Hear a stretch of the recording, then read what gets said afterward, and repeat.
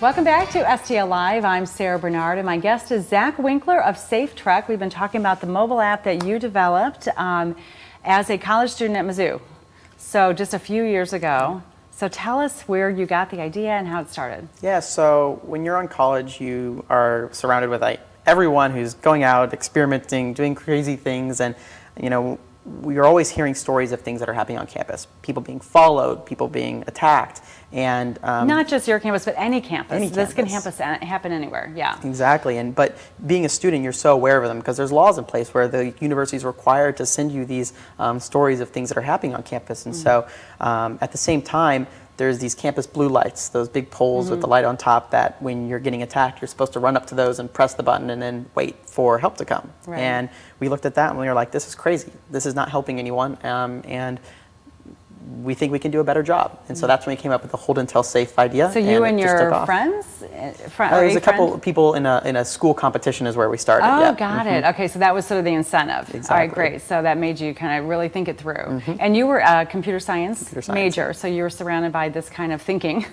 all the time. Okay, Exactly. so you developed the app. Was that hard to do?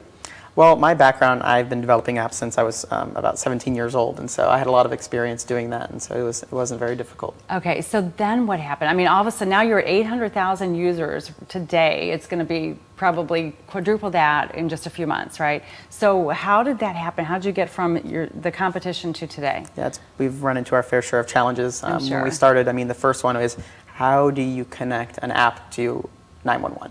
And we went to police chief conferences. We were working with 911 call centers, and we had the idea that we were going to partner with them and give them a dashboard where they could see all these emergencies coming in, get all this awesome information. And we heard the same thing over and over again. This is cool, but we don't have time for this. But it would be great for my daughter or my wife in these situations. And we're like, what? Yeah, it would be. So why can't we work with you? And at the same time, we started to realize, wow, there's 6,000 911 call centers in the United States. There's no way we're ever going to be able to work with every single one of them. And so we, at the same time of that all happening, we were getting emails from people across the country saying things like, I'm a domestic violence victim. I have a restraining order out on my ex-husband. I need this application. When's it going to be available in Los Angeles? So word was getting out slowly because of the conferences you were going to, you were talking it up, that kind of thing. Yeah, exactly. Before we even launched. So you knew you had a big idea. At the time, we didn't. Looking back, we probably should have realized that, yeah. Yeah, but getting the sense that you were. So, and then at the same time, you're graduating from college and you needed income, I'm sure, and thinking, okay, how can I make this pay my rent? Yeah, that's exactly right. Yeah. And so I moved out to California to be in the tech world. Got a job at Intuit TurboTax down in San Diego. My co-founder, Aaron, stayed in Columbia, Missouri, and he worked at another job, and things started to get crazy. And so I would pay him out of my paycheck. He left his job. He would work for 16 hours answering these phone calls. We were the call center to begin. We learned this by ourselves. Wow. And then I would come home, take it from him while he slept, and rinse and repeat for 8 months while we built all of our protocols, all of our dispatching tools. We were handling about 100 alarms per day. You and it's Aaron? Aaron, yeah. Aaron. So you guys are answering the calls with no background, really, in emergency call taking. You figured it out. You probably heard some amazing stories. Yep. But that all helped you develop a better app. Yeah, when we finally offboarded to our emergency call center, those horrible 8 months actually really did pay off. We rebuilt our technologies 3 times. We figured out how to get people help as fast as possible. And when our call center took over, they said, wow, these are the best tools we've ever used to get people emergency help. So the call center today is staffed by how many people? 70 people, 24/7. 70? Yep. Wow, okay. And your headquarters are here in St. Louis? Yep. Which is fantastic. And what do you see as in the next 6 months, 2 years, 10 years? Do you have a kind of a concept of where you're going? Yeah, so SafeTrek is cool. It's a one-button application that helps you get help. But the reality is that it doesn't work for all emergencies. And the same thing goes for 911. It's great if you can talk. It's great if you can explain everything that's going on. But there are niche applications out in services out there that can solve all your emergencies better. Whether it's a wearable and you start having a medical emergency, say an epileptic seizure or heart attack, that the closest emergency services is already on the way to your location.